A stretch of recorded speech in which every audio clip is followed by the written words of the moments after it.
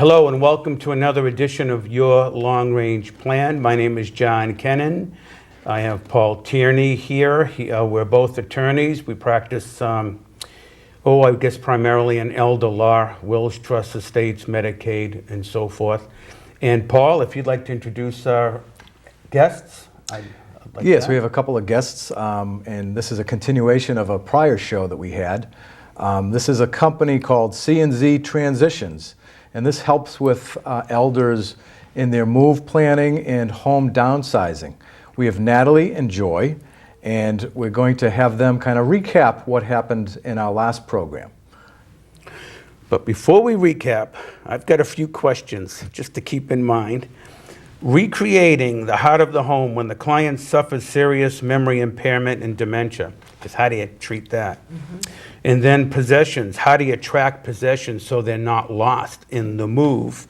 And then obviously the cost, the benefits of hiring a senior move manager. What kind of questions are asked in that whole process? And then what are the difficult questions, or what are some of the most important questions when you're downsizing? Thank you. And thank you for having us back. Okay. I'd like welcome. to say that first. Was C&Z Transitions, as you indicated, is a move planning and downsizing service. And our goal is to take the stress and anxiety that seniors feel and their families when they're moving out of their long-term homes to a smaller space. We help them downsize their possessions, as well as we can handle any part of the move or all of it, oversee it, plan it for them. Last week, John, when we taped last, you brought up that this is not an experiment, and it's not. Move managers, home downsizing companies are an emerging industry. And in 2004, the National Association of Senior Move Managers was founded, and that's the national organization that oversees the protocols and ethical standards by which we practice. We have to have a certain amount of insurance, we have to pass query checks, that kind of thing. In terms of what we talked about last week, we talked about 6 topics, and one was that at the start, when Natalie and I start working with a senior, and maybe their family also, we need to acknowledge the loss that the senior is feeling, because it is a loss to be leaving your home and also to not be able to take all of your possessions. At the same time we acknowledge that, we work to help to reframe that they're really starting a new phase in their life, and that the upside of downsizing your possessions is that you're right-sizing your life for your stage and age. So you have less things to worry about. And we also have various tools we use, we call it our toolbox, to help seniors let go of their possessions, because it's hard to let go of things you've had for a long time. And one is to take photos and pictures and make an album of cherished possessions. You could take a picture of each one of your rooms. Another way is to if you have collections, to make an album of pictures of the collection, so you don't have to keep all your stuff, but you can still keep your memories through those kinds of tactics. Seniors, we also talked about how seniors' expectations about their adult children and grandchildren wanting to take their possessions. And that's one of the hardest part of our jobs, because we talked about it last week, you've both been the adult children. When your parents passed, your houses were already full. And then the grandchildren have a different taste these days. It's often Pottery Barn, IKEA, something like that, but it's not the old big mahogany furniture. So our goal is none of us want our things in a landfill, so we try to find good homes for our clients' possessions and work with them around, who could make better use of these things. Also asked about the size of the jobs that we undertake. We take both very small jobs, maybe doing a kitchen was the example we used last time, to doing very big jobs where we're downsizing a 16-room house and the person's moving into maybe a 1-room studio. And then we also talked about how we recreate the heart of a home, but I know we're going to pursue that further, so. Yeah, I think it can be very emotional with a lot of our elders when they're even thinking about doing something like this. I mean, it could be emotional for any of us, I think, especially if the home's been in the family for many, many years. I mean, where do you begin? I mean, what types, if you can give us like a brief overview of maybe the full range of the services that you provide, with the understanding that people can kind of, I think, pick bits and pieces. They don't have to do a full-blown, move, but if they want to, they can. So I think that's important for our audience to understand. Yeah, it really is, because every job is tailored to the particular family, the seniors and their family, and what is right for them. So we kind of consider that we have a menu of services. We go into the home, and what are the things that we can really help them with? And I think, just to list a few, we go in, one of the most helpful things is to sort through all of the possessions. You have a 5, 6, 10-room house, and it's filled with possessions. And so we will go room by room and help sort through what's here. What are the collections? What are the photographs? What's the clothing? And really begin to think about what is important to the client and how much space they're going to have and what will we be able to recommend they do with what they can't take with them. The next thing is we really work with offering to do a floor plan. You're living in this larger space and you know where you're going to go. We will go over to whatever senior community they may be moving to, get their floor plan, check their floor plan to make sure that we know where the outlets are, the cable hookup, and then bring that create that floor plan for the client, come back, and then begin to see what will fit. Because one of the most difficult things is having a client want to take too much, because you can only take what will fit in this new floor plan. So it's a very important service for the client. And the next is, as we then work with this floor plan, they decide what furnishings, they know what the closet space, we sort through the kitchen with them, but then what do you do with the rest of the possessions? So we help them with that. We have people that we work with who will come and take donations of these possessions, and for good causes. We're really concerned that when someone is coming in and taking things out, that the goods are going to go to some charitable organization, say. So we might work with someone who the proceeds go to AIDS support, or someone who's dealing with Mass Coalition for the Homeless. So we're very concerned about where the possessions are going, and we've got a good number of organizations that we work with. We also, and we'll talk more about it in a bit, but we inventory everything so that we go right through room by room by room and take photographs and then a written inventory, so the family is well aware of what was there when we came in and can help in making decisions about the distribution. And then we can also schedule, do a lot of scheduling for the client. And that means if they have fine art, we can bring in a fine art appraiser that we work with. If they have fine antiques, we can bring in an antique dealer or oriental rug dealer. So that these are people that we know, we can take photographs, send them to the dealers. If they think it's worth their time, they'll come in. There can be some brokering going on. So again, I think it's a time saver because we know these people and we work with them. So Natalie, it sounds like it's very important. Maybe the first thing that you would do is put together an inventory, a nice written inventory of what everything is. That's right. Typically when we go in the first time, we would take, and we'll talk a little more about it, digital photographs of every single room. So that we typically take 8 photographs per room so that everything is accounted for. Because at the end of the move, we want to be able to say, this is where everything went. And so I think even before then, I mean, with the inventory, then you'd be able to work with the family and come up with, hey, what do you want to do? Right, do you want to get rid of everything? Right. Do you want to hold on to some of the stuff? Do you want to, sell it off, auction it, deal with different charities. I would think that's maybe first and foremost. So maybe that's one level of service. Yes. And then once that inventory is done, then you can say, hey, there's lots of other different things that we can do going forward.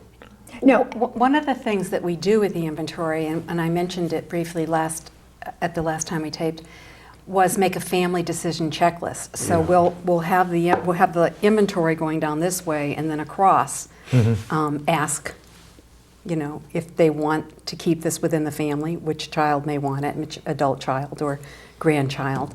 Do they want it given to some other family member or friend? Do they want it sold? And the list goes right across, and we compile that. Yep. and in that inventory and decision is if people want things donated to specific places. I've been working with a client right now who wants all of her music and dance records and books to go to the Boston Conservatory. So, that's important on that checklist to have it written down what her desires are. So she also has a lot of very lovely pieces of art, and she wants many of them to go back to the people who created them. So without that inventory, so you're absolutely right. That is one of the first things we take, the digital inventory, a written inventory, and it's the decision tree. And it's really that way. And we work with that all the way through, because from the time we first go in, decisions are made and things may change places on that decision. But by the time we're through, we can account for where everything has gone. We also, it's good for the mover because we can give the mover just the part that says that he's going to move this number of items, so it helps with his cost estimate. If somebody's coming in for donations to take them, we give them just what's going for donation. And remember, at the end, whatever is left in the home that is of no value has to be hauled away. The next owner is not going to want those tires or maybe the broken snowplow or whatever, and so we can give a list to the hauler. Here's what he's going to be responsible for. Yeah, and as a matter of fact, typically in real estate closings, one of the purchase and sale agreements clauses is that the home be delivered in a broom clean condition. Yes. That's right. And we've run across that where, unfortunately going through the scramble of moving and getting everything out of the house, if you're trying to do it yourself, invariably something gets left in the garage or the attic, or it can create a problem. I've seen that happen. And it really does create a problem that we really work to avoid. It can have hazardous waste in you look at your garage in your basement, and there's some hazardous waste products there. So that's a service that you provide too? That's to right. Deal we with? separate things. Here's what can just be hauled. Here's hazardous waste, and we make sure that we're able to have that disposed of appropriately. And these are the things that frequently can be real stumbling blocks. And so as I right along that line, we know haulers, and we make sure that they're licensed and approved about where they're dumping the stuff, Right. the so trash. You'll deal with appropriate Yes, that's enti- right. entities and companies. So they get the permits and everything. That they have the permits. We will also, if the seniors desire it, call in any place between 1 to 3 movers to give estimates. Sometimes it's one because they have a choice, or wherever they're going, whatever senior community may prefer a certain mover. That's okay. We'll get that mover, get them in, get an estimate. If there's no preference, we bring in 3 people, ones that we feel have been vetted, we've worked with, so we feel comfortable that cost and quality are in line. Well, I've been listening, and I may have a little bit of a wrinkle that you possibly have encountered, maybe not, but I think we should consult with the individual or elder if that person has the capacity to understand the question and answer relative to a memorandum of wishes in their will, where more often than not, someone like Paul and I will help suggest if you have items that you want to go to specific individuals, you would list that and append that to your last will and testament. And we certainly would want to track that too if we're creating an inventory up front. Right. That the wishes today comport with the wishes then, at that time, when the memorandum was created and appended to the will. So maybe going forward, we have to be mindful of that. And that is important. We had one client that we mentioned at our previous session who actually didn't leave her home, but had, through the process of our doing the downsizing, let us know where she wanted furnishings that she was going to continue to live with, Right. where she wanted them to go when she could passed or could no longer use them. And that would be a wonderful thing to actually have. Yeah, 'cause If you attorney, can. right. Yeah, because many times with our wills, we'll have a provision that says, hey, executor, look for a separate list. And if that can be communicated to the attorney or to the executor, then we can make sure that list is updated and reflects, what the client wants. Yes, that's a good. Now, along the same lines, the political football of the clients, the elders' children, how do you deal with them? Because I know, in my experience, some of them are very, very helpful. Hopefully my kids are going to be as helpful as some of them that I've seen. But then sometimes they have good intentions, but, everybody's busy these days. A lot of the elders' children are working full-time. They have their own kids. A lot of times they're out of state. How do you deal with elders' children when you're dealing with these downsizing, with these moves? We work very collaboratively with the elders' children, and we work as collaboratively as the elders, as the seniors would want us to work with. In most cases, they do want one, not all children involved. One point person for us. We have been involved with more. I'm working on a case right now where the senior that I'm working with doesn't want his children involved at this point, doesn't want them involved until I finish the inventory and we do a family checklist. Because he wants to make sure that he's marking, which we make sure, that he's marking what he wants down first. But in terms of actually working with the children, a lot of our children are long distance, so they can't be involved in terms of physically being involved with us. But we have communication back and forth over the phone. We just finished working with a couple that they had 3 daughters. One was local, 2 were far away, and they all took different roles. One took the financial responsibility for, they wanted our services because they couldn't help their sister. Another one helped find where the parents were moving, and the other one provided the support.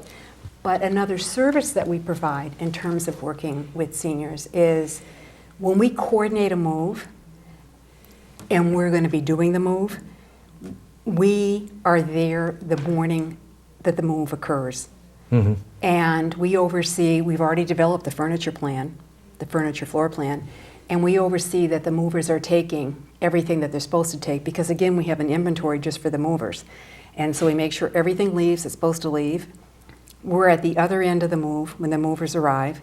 And after the movers unload the furniture, put it where we want it put according to the floor plan, we then are really working. We're putting together, opening up all the boxes.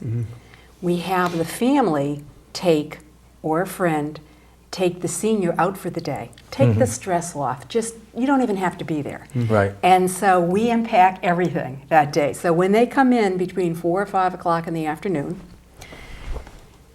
their kitchen's set up, maybe a small kitchen, but it's set up. Their food is in place. Their living room is set up. Everything's put in place. Their linen's in the bathroom. We take pictures, because we take pictures of the bathroom. We know where they want things to be in their bathroom, so it's like home. Their bed and bedroom is all set up. The bed is made. The sheets are on and the bed's spread and the clothes are in the closet. When they walk in, it's home for them. It really is home. So that's part of the service. In other cases, with working with adult children, we split the jobs with them.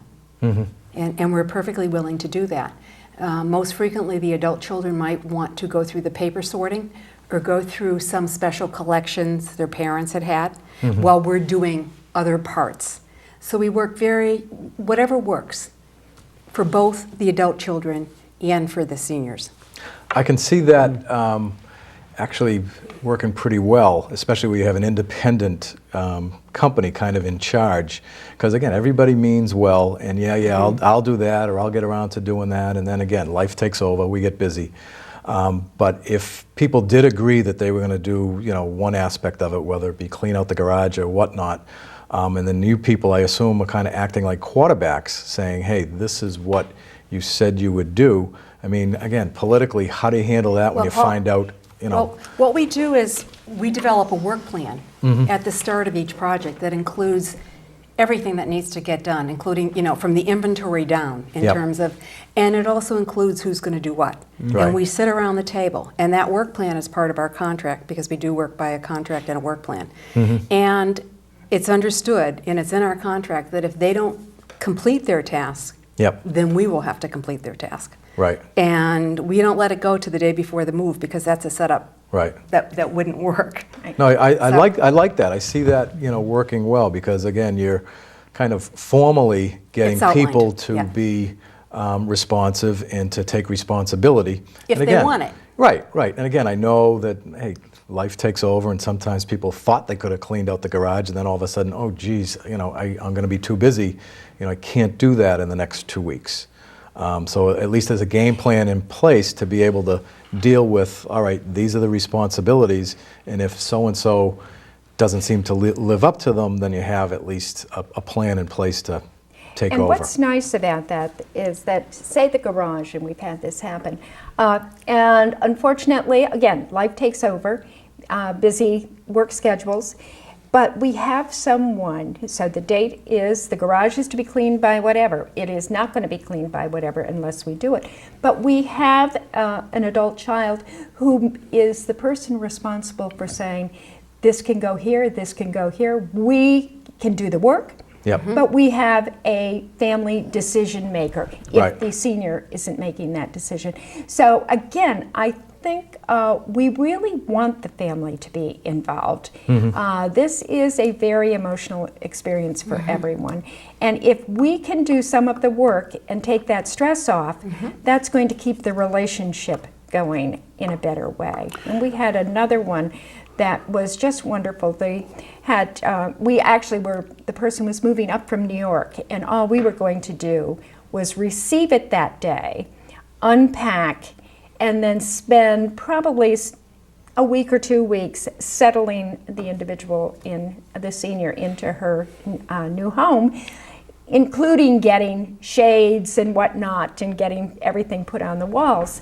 And there was a local daughter, and she wanted to help, but we could tell, we'd been told that she was a real free spirit and very creative, and that this might not be her strength.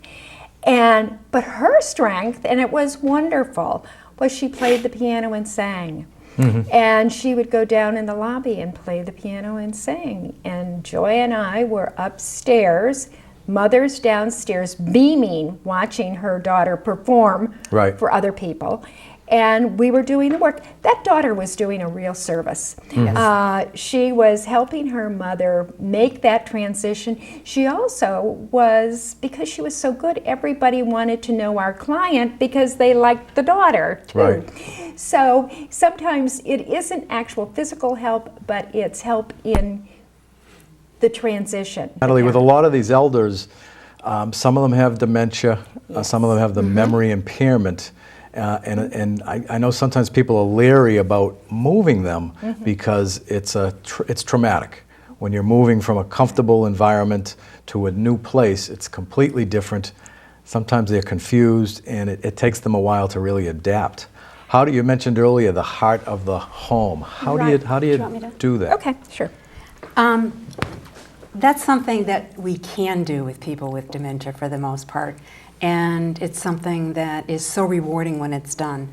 An example of that is we moved a woman out of her home of 45 years. who really, she had already had 24-hour care in the home.